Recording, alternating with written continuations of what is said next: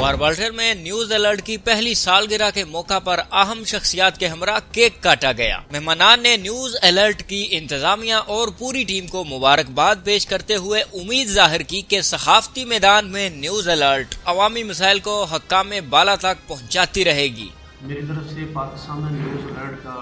سال مکمل ہونے پر میں مبارکباد پیش کرتا ہوں، اور میری طرف سے جو نیوز الرٹ کی ساری ان کو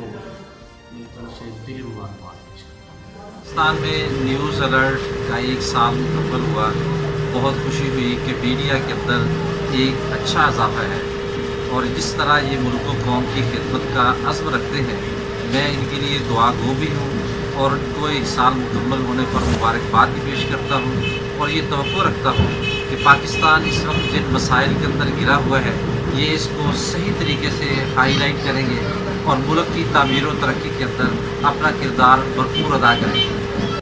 تقریب میں شیخو پورہ کی درجنوں اہم شخصیات نے شرکت کی۔ عثمان سندرانہ، نیوز الرٹ، واربلٹن، شیخو پورہ۔